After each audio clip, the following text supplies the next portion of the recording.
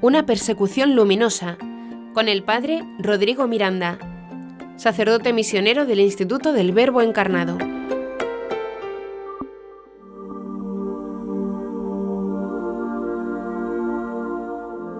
Hola amigos, soy el padre Rodrigo Miranda, sacerdote misionero del Instituto del Verbo Encarnado. El Triduo Pascual que vivimos en el año 2013, cuando los grupos de rebeldes musulmanes entraron al barrio de Sheikh Massoud en Alepo, justo el día Viernes Santo, persiguiendo, asesinando, destruyendo casas e iglesias, fue un momento muy dramático e inolvidable.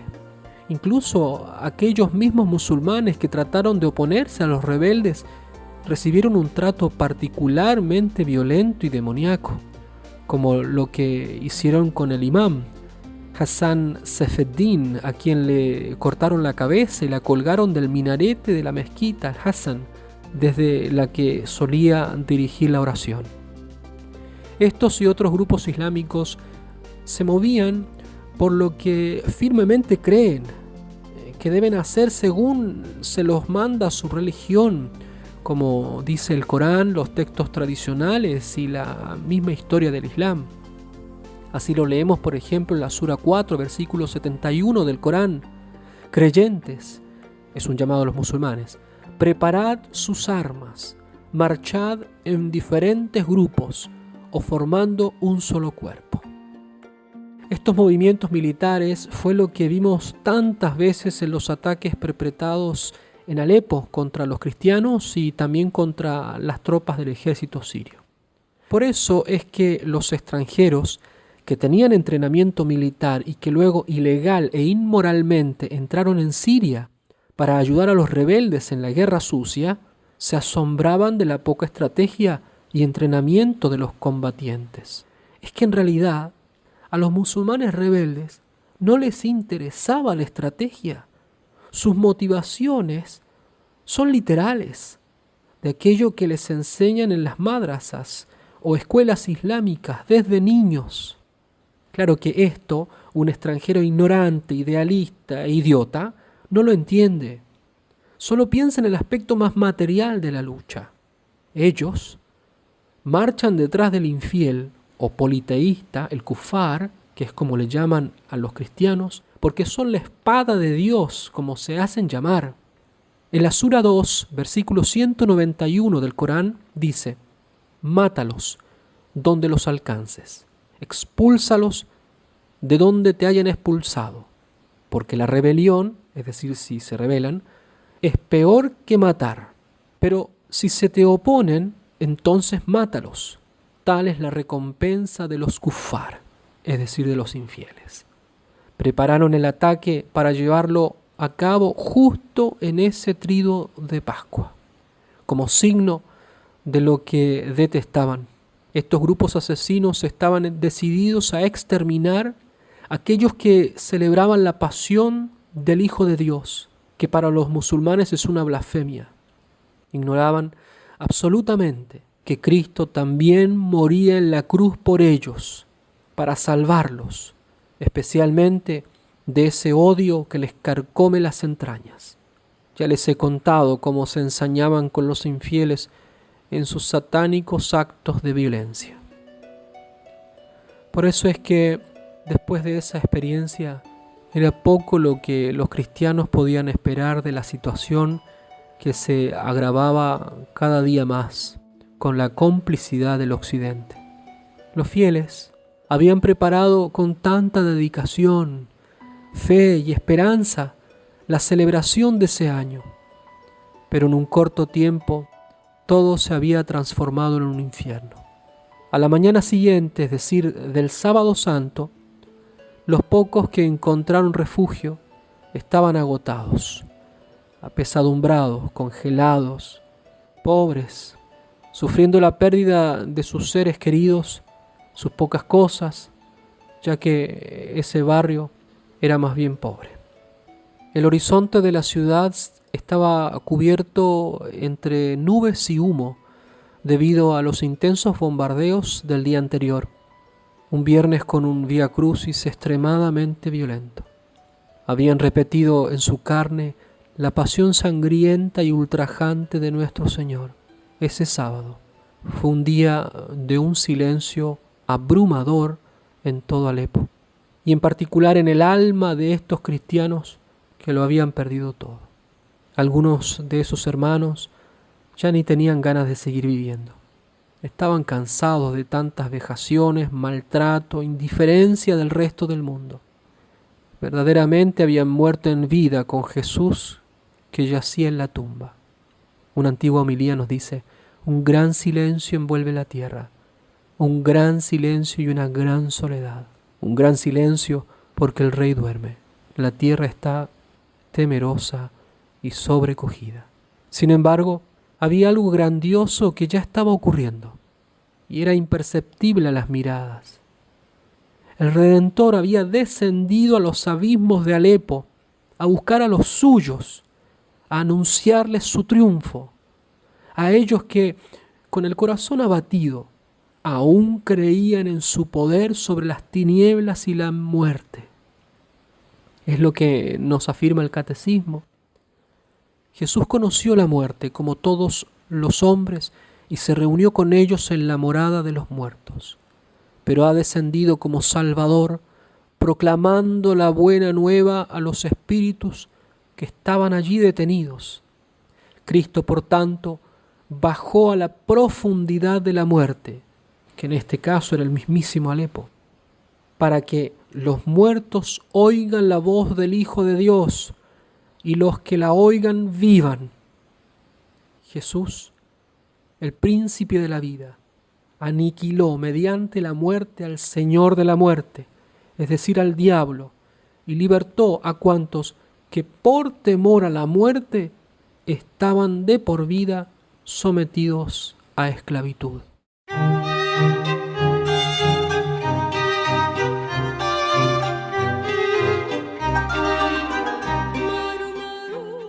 Unidos al Salvador muerto en la tumba, los fieles experimentaban esos efectos redentores. Por medio de la acción potente de Cristo que descendió a las oscuridades de Alepo, se levantarían para indicarle el norte al mundo perdido. La vivificante presencia de Jesús era lo que transformaba sus almas compungidas por la violencia y la muerte. Vencía sus miedos, curaba sus heridas espirituales y les exhortaba a dar un nuevo testimonio de sincera vida cristiana. Ese triduo pascual, en el que se unieron de manera casi física a la pasión de Cristo, no sería una excepción. Ese era el pequeño grupo que fue transformando todas las cosas, y ellos mismos eran germen de conversión y vida para otros. Como lo hemos hecho notar en otras narraciones de la vida en Siria, desde que quisieron escuchar la voz del gran pastor de las ovejas, decidieron volver a las cosas esenciales, por lo que, con la fuerza de la gracia, nuevamente hacían gala de heroísmo y gallardía. El sábado, cerca del mediodía, estos cristianos, con lo opuesto, llegaron a unas instalaciones de los hermanos maristas que se transformarían rápidamente en sus nuevos hogares. Se organizó todo con gran rapidez y generosidad de parte de los religiosos, grupos de jóvenes, otros sacerdotes y hermanas, como nosotros que tuvimos la gracia de ser parte de esta resurrección. Ya al caer la tarde se iniciaron los primeros rosarios de agradecimiento a Dios para pedir por las almas de los difuntos y para el perdón y la conversión de los asesinos criminales. Ese había sido un fin de semana particularmente violento, no solo en el barrio de estas pobres personas, sino que en toda la ciudad. Distintas facciones de rebeldes, grupos paramilitares y el ejército sirio combatiendo en lo que parecía que era el fin del mundo. Las escenas apocalípticas se veían por doquier. La situación estaba cargada de peligrosidad para los civiles, así que cada movimiento se pensaba y calculaba varias veces, por lo que ese día domingo de resurrección trataron de preparar al menos lo indispensable y apropiado para tener, aunque sea una liturgia, además de las cosas básicas para sobrevivir. Los maristas y los jóvenes reunieron todo lo que pudieron de suministros básicos, ropa, material de higiene, etc., para comenzar a servir a estos prójimos tan golpeados. Gracias a Dios, la caridad de los mismos alepinos se hizo sentir una vez más. En ese momento, ya no teníamos ningún tipo de ayuda de afuera de la ciudad, ni menos de la comunidad internacional. El resto del domingo fue de recogimiento, descanso, pero sintiendo los efectos de aquello que solo Dios tiene el poder de hacer: sacar bienes de los males. Porque como dice San Pablo, sabemos que Dios hace cooperar todas las cosas para el bien de aquellos que le aman. El lunes de Pascua fuimos muy temprano, como dice el texto evangélico. Queríamos ser testigos de la tumba vacía, del triunfo de Cristo. Los hermanos refugiados ya se habían acomodado, si podemos llamarlo así, y se vislumbraban las primeras sonrisas. Junto con el otro misionero y las hermanas, llevamos lo mejor que teníamos en el obispado para celebrarles la misa y pasar el día con ellos. Pertenecían a distintos ritos católicos, así que ensayamos un poquito antes de comenzar. Tenían tanto deseo de participar y celebrar lo que para ellos era el domingo de resurrección, y que en realidad lo es, ya que toda la octava de Pascua es el mismo día de salvación. Celebramos del modo más solemne que pudimos. Cantamos todo lo que pudimos y a todo pulmón. Las lágrimas de casi todos caían copiosamente por las mejillas. Ellos se mantuvieron de pie durante toda la misa, como un signo de lo que Cristo les había regalado durante el triduo, y especialmente en ese día, durante las hermosas oraciones litúrgicas y la comunión. El Catecismo nuevamente nos dice que Cristo resucitó de entre los muertos como primicias de los que durmieron. Del mismo modo que en Adán mueren todos, así también todos revivirán en Cristo. En la espera de que esto se realice, Cristo resucitado vive en el corazón de sus fieles. En Él los cristianos saborean los prodigios del mundo futuro. Y su vida es arrastrada por Cristo al seno de la vida divina, para que ya no vivan para sí los que viven, sino para aquel que murió y resucitó por ellos. Nuestros hermanos cristianos, que venían de graves acontecimientos de odio, violencia, muerte, revivían ahora por el poder de la resurrección de Cristo. Al final de la misa, sus rostros brillaban con una alegría nueva, profunda, a prueba de cualquier prueba. Gozo que se prolongó durante todo ese maravilloso día, en el que con los niños y jóvenes que pudieron escapar, jugamos hasta cansarnos, nos reímos, conversamos con todos los fieles de todo, de sus sufrimientos y de sus renovadas esperanzas. Alababan a Dios y agradecían sus delicadezas al hacerlos pasar del Sheol a la tierra de los vivos. Desde ese momento jamás los volvimos a ver apesadumbrados. En una Pascua, el Papa Benedicto XVI nos decía que dejemos que el aleluya pascual también se grabe profundamente en nosotros, de modo que no sea solo una palabra en ciertas circunstancias exteriores, sino la expresión de nuestra misma vida, la existencia de personas que invitan a todos a alabar al Señor y lo hacen actuando como resucitados. Varios de esos nuevos resucitados de Alepo se acercaron al final de la celebración eucarística para agradecer y desahogarse hablando un poco de su experiencia.